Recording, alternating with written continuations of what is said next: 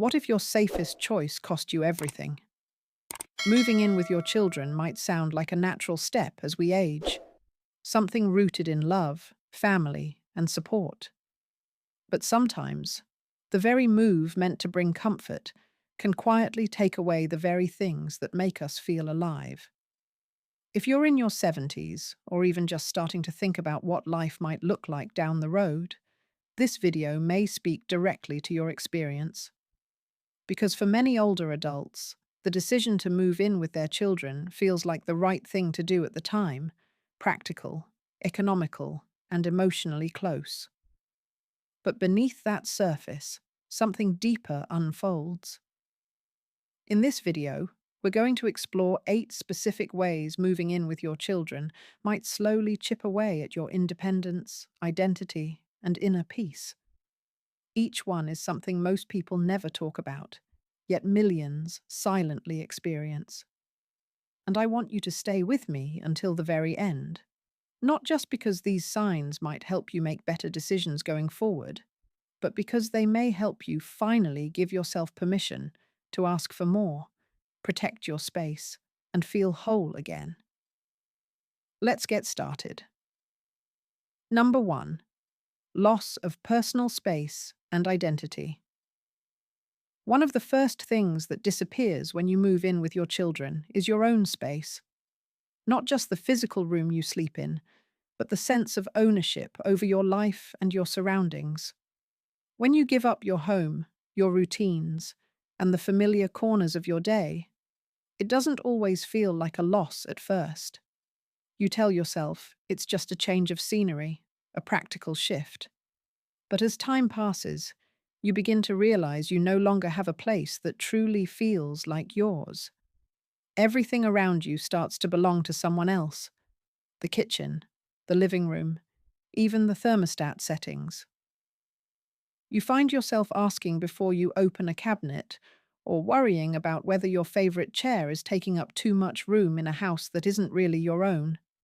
And gradually, a quiet question starts to form inside. Where do I fit in now? It's not about ungratefulness or conflict. It's about how space anchors our sense of self. Your home, over the years, becomes more than walls and furniture. It holds your rhythms, your memories, your dignity. When you step away from that, even for good reasons, you sometimes trade your independence for a sense of obligation. I remember Harold, a 74-year-old man who moved in with his daughter after a mild stroke. He told me that at first, he felt grateful and relieved. But after a few months, he caught himself whispering on phone calls, waiting for permission to watch his shows, and avoiding cooking meals he used to love because they made the kitchen smell too strong. He said, "I used to feel like a man with a home. Now I feel like a guest with a suitcase." That simple sentence stuck with me because it captured something many people feel but can't quite express. And it's not just about pride, it's about autonomy. Having your own space, even a small one, gives you the right to make small decisions every day that remind you that you're still in charge of your life. When that's gone, it can be hard to see where your identity went. You don't stop being who you are, but that voice inside you, the one that says, "This is my home, this is my day, this is my routine," begins to quiet down. And when it does, you start to feel invisible. Number 2. Shift in family dynamics and authority. Moving in with your children can quietly alter the entire structure of the relationship. You go from being the one who raised them, made the rules, and held the authority to someone who must now adapt to their household, their routines, and their decisions. It's not that your children are unkind or dismissive. In fact, they may be doing their best to be respectful. But the reality is, when you're under someone else's roof, even your own children's, the balance shifts. Suddenly, you find yourself adjusting to meal times you didn't set, conversations you're not always part of, and decisions that happen without your input. You may even notice your opinions being gently brushed aside or dismissed altogether, not out of malice, but out of habit. The same child who once asked for your advice now moves forward with their plans, assuming you'll simply go along. For many older adults, this change feels subtle at first, but over time it creates a quiet discomfort that grows. You're no longer the person people turn to for guidance. You become the person they update after things have already been decided. I think of Irene, a 72-year-old woman who moved in with her son and daughter-in-law after her lease ended. She was happy at first, grateful even. But as time passed, she started to notice something. Her role in the family had changed. They didn't ask her what she thought about weekend plans. They didn't include her when talking about household purchases. One evening, she sat in the living room while her son and his wife discussed selling the car she once used to drive. They didn't ask, just talked about it like she wasn't there. That night, she told me, I raised him to be independent. I just didn't expect to feel so irrelevant in the process. This isn't about wanting control. It's about dignity. The authority you once held came from love, responsibility, and experience. Losing that, especially when it happens quietly, can feel like you're disappearing from the inside out. And when your voice starts to fade in the very family you built, you begin to question where you stand. It's not just a shift in roles, it's a shift in respect and in how you see yourself. If you're still watching this video and finding these insights valuable, please comment number 2 below to let me know you're here. And if you haven't subscribed yet, I recommend you subscribe and turn on the bell so you don't miss any videos. Your support helps us continue creating good content to inform and inspire you. Now let's move forward. Number 3. Disruption of long-standing habits and daily rhythms. When you've spent decades shaping your own life, setting your routine, building habits that fit your personality and needs, those small, consistent patterns become more than just tasks. They become a rhythm, a form of self-care, and even a kind of therapy. But when you move in with your children, even the simplest routines can vanish overnight. What time you wake up, when you eat, how you take your coffee, the background music you like while reading, all of it can shift without warning. You find yourself adjusting not just to someone else's schedule, but to a lifestyle that may be louder, faster, or simply unfamiliar. The pace of the household becomes the new tempo, and you try your best to keep up without stepping on any toes. Some seniors adjust quickly, but many don't talk about the quiet stress of having to rewire their days to fit a rhythm that was never theirs to begin with. And even when they do, they often feel guilty for missing things that, from the outside, seem small. I remember John, 76, who used to take a walk every morning at 7 a.m. without fail. He said it was when he felt most at peace, watching the neighborhood slowly wake up, listening to the birds, greeting familiar faces. But when he moved in with his daughter and her family, mornings were filled with chaos, school lunches, barking dogs, quick breakfasts, and a lot of running around. His quiet walk got pushed aside, and when he tried to bring it back, he was told it didn't fit into the morning routine anymore. Eventually, he stopped asking. And that silence, that decision to stop requesting something he loved, was the beginning of a long series of compromises that chipped away at how he felt about himself. What many people don't realize is that these routines are more than habit. They're a declaration of personhood. They say, "This is who I am. This is how I live. This is what brings me balance." And when those rituals disappear, so does a layer of emotional grounding. You start to lose not just comfort, but clarity about what kind of life you're living and who you're becoming. And over time, that can lead to a dull, chronic sense of disorientation that's hard to name, but even harder to ignore. because the truth is, when your day no longer feels like your own, your life starts to feel like it belongs to someone else. Number 4. Loss of financial autonomy and decision making. One of the most overlooked consequences of moving in with your children is how it can gradually affect your financial independence. At first, it may feel like a relief. You're saving money on rent, utilities, maybe even food. But over time, the very fact that you're no longer managing your own household expenses can quietly erode your sense of control over money. You might start contributing to groceries or paying a portion of the bills, but you're no longer the one setting the budget. And depending on the arrangement, your children might begin to handle things like your prescriptions, bank transfers, or appointments, all with good intentions, but not always with your full involvement. Sometimes these changes happen because you've asked for help. Other times, it's assumed. Either way, the end result is the same. You go from being the decision maker to being part of a system you didn't design. This can feel particularly hard when it comes to choices that reflect your values. Maybe you always donated to certain causes or enjoyed treating yourself now and then, but now you hesitate. You wonder if spending money on something unnecessary might seem selfish or impractical in someone else's eyes. I once spoke with a man named Leonard, aged 78, who had moved in with his daughter and her husband after a surgery. They insisted on managing his bills so he could focus on healing, but months later, when he tried to order a birthday gift for his granddaughter or contribute to a local charity, his daughter would pause and say, "Do you really need to spend money on that right now?" He told me it made him feel like he needed permission to be generous, something he'd never experienced before.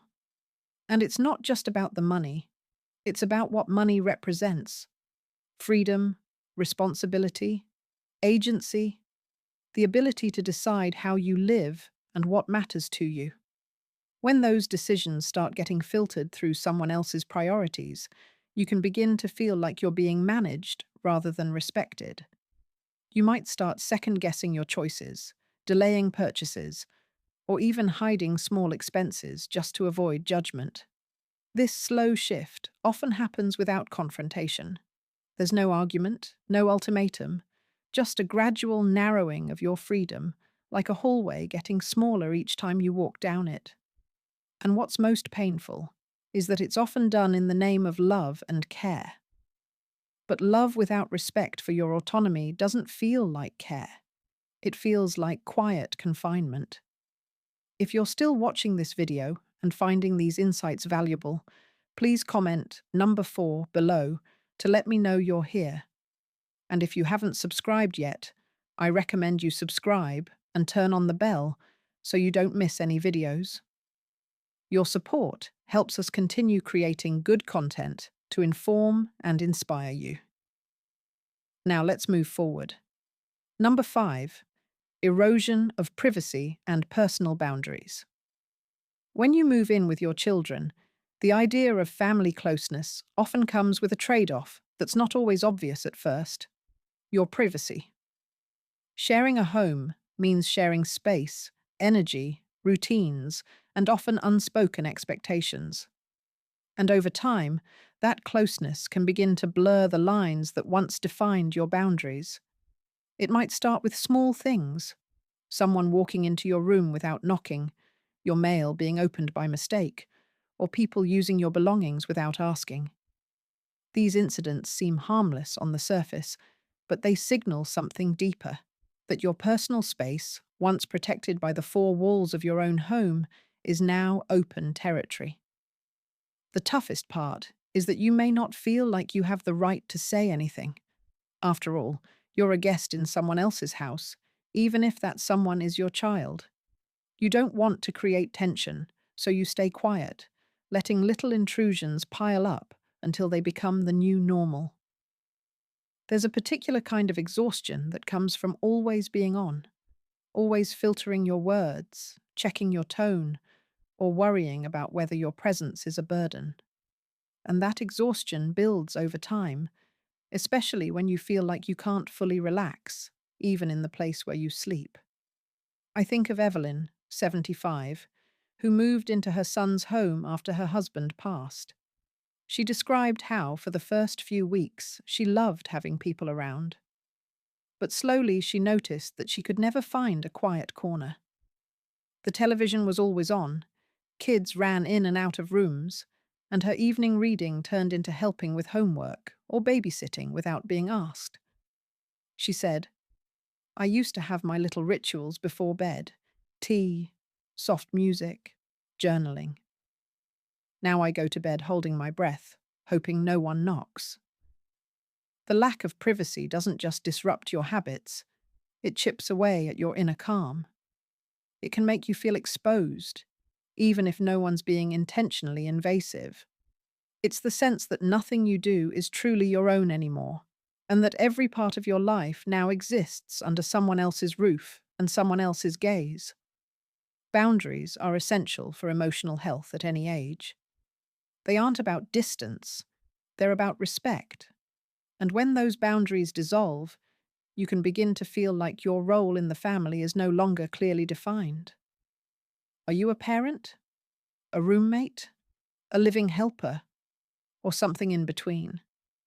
That kind of confusion doesn't just live in the walls, it starts to live in your mind.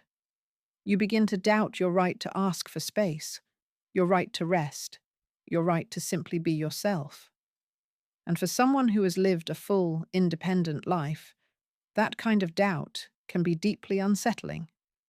It creates a constant sense of unease, like you're occupying a space where you're both present and invisible at the same time. Number 6. Emotional isolation and generational misunderstanding.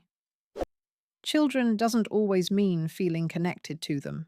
In fact, one of the most painful realities for many older adults is discovering how alone they can feel, even when surrounded by family. Emotional isolation can quietly set in, not because of cruelty or neglect, but because of something much harder to name: generational distance. Your children, no matter how loving they are living in a different world. Their priorities, their daily stresses, the pace of their lives, it all runs on a track that may no longer match your rhythm. Conversations become rushed. Shared meals turn into distractions, filled with phones and screens. And the things you want to talk about, memories, fears, reflections, can feel out of place in the noise of a busy household. You may sit in the same room but feel like a visitor from another time. And even when someone asks how you're doing, you hesitate to answer honestly. You don't want to sound dramatic or, worse, ungrateful. So you smile, nod, and say you're fine, even when you're not. I remember speaking with Gerald, aged 79, who moved in with his daughter after a fall. He said the first few weeks were warm and full of attention, but soon life returned to normal for them. He would sit alone for hours while they worked and ran errands, and when they were home, they were tired, distracted, always on the go. One evening, he shared a story about his time in the Navy, something he hadn't talked about in years. But halfway through, his grandson interrupted to ask for the Wi-Fi password, and the moment was gone. Gerald said, "I wasn't mad. I just realized there wasn't room for my world and their world anymore." That realization, that your stories, your wisdom, even your humor, no longer find a home in the place where you live, is a kind of grief all its own. It's the loss of emotional relevance, the quiet slipping away of your place in the conversation. And when your inner world has nowhere to go, it starts to shrink. You talk less, you share less, you smile more to cover the silence. Misunderstandings grow, not out of arguments, but out of absence. They don't know how you're feeling because you've stopped telling them, and you've stopped telling them because somewhere along the way, you felt they stopped listening. The hardest part?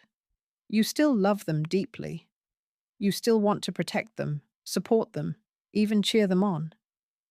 But it's difficult to give when you're emotionally empty, and it's difficult to refill yourself in a space where your feelings have nowhere to land.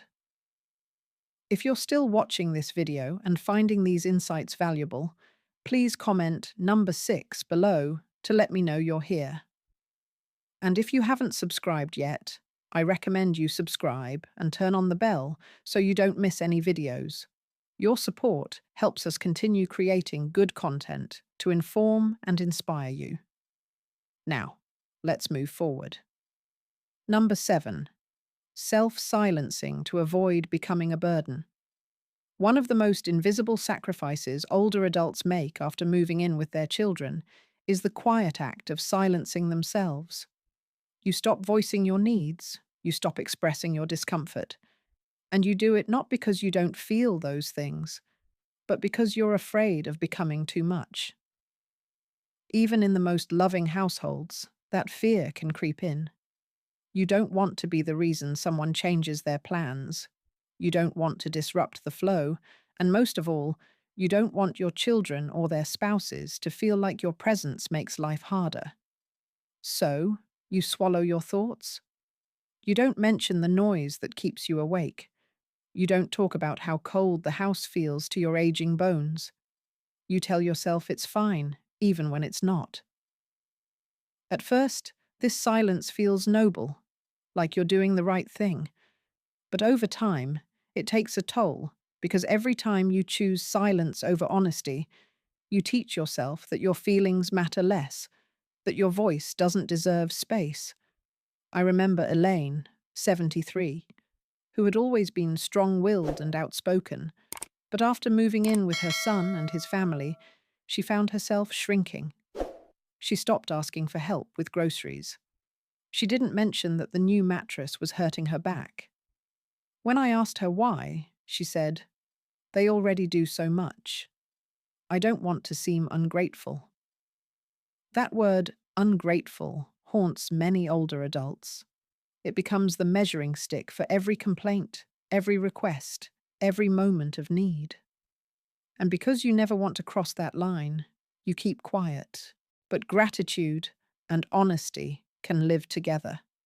Being thankful doesn't mean you stop being human, and suppressing your voice doesn't protect your family. It disconnects you from them. This self-silencing becomes a daily habit. You laugh when you want to sigh. You agree when you feel unsure. And after a while, you forget what it felt like to speak freely, to ask without guilt, to be seen in full. Not just as someone receiving help, but as someone still whole, still valid. The truth is, your children may never ask you to silence yourself, but if the environment makes you feel like you must, the outcome is just as painful. It becomes a quiet form of self-erasure, not because anyone demanded it, but because love made you afraid to take up space. And that's a loss few people recognize. Because when you stop asking for what you need, you don't just lose comfort, you lose connection with others and with yourself. Number 8. Loss of purpose and role within the family. As time passes, one of the deepest shifts you may feel after moving in with your children is the slow fading of your role. The responsibilities you once held, the daily decisions, the small ways you contributed, even the quiet sense of purpose that guided your mornings, begin to disappear. It doesn't happen all at once. There's no announcement, no declaration that your role has changed, but little by little, the things that used to give your life structure begin to fall away. You no longer plan the meals, make the lists, or fix what's broken. You stop being the first person someone calls when they need advice. You become a witness to the family's life, not a participant.